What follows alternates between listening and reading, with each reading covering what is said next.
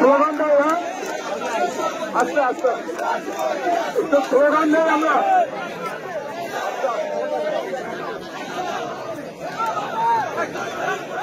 আমরা একটু স্লোগান দেই। হ্যাঁ শুভ শুভ শুভ দিন, শুভ শুভ শুভ দিন, শুভ শুভ শুভ দিন।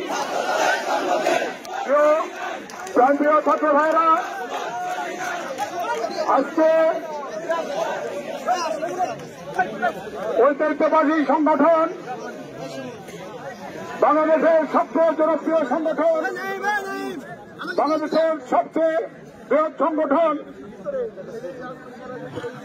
বাংলাদেশ জাতীয়তাবাদী ছাত্র দল, রাজবাড়ী জেলা শাখার ছাত্র দলের সভাপতি বৃহস্পতি আরিফুল রহমান নায়েক, ছাত্র দলের সম্মানিত সদস্য সচিব বৃহস্পতি শাহিনুর রহমান শাহিন সহ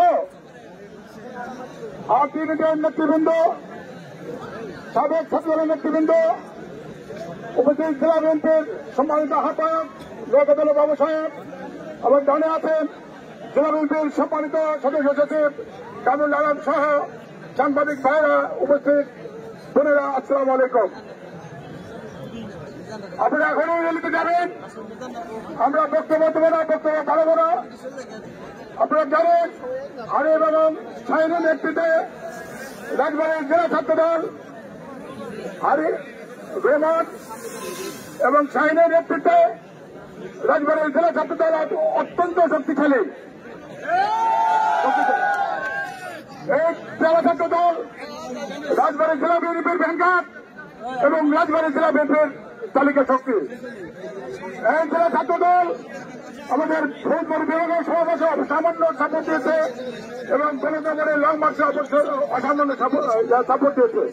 সেই জন্য জেলা বিএনপির পক্ষ থেকে, আমার পক্ষ থেকে, কিষাণ দলের পক্ষ থেকে ছাত্র দলকে জানাচ্ছি শুভেচ্ছা এবং অভিনন্দন। আজকে পয়লা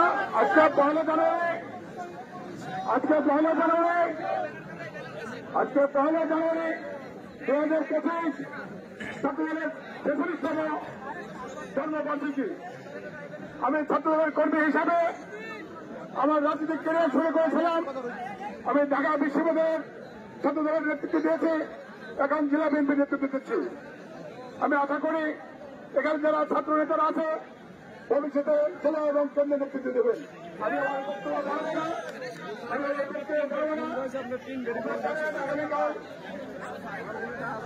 আগামীকাল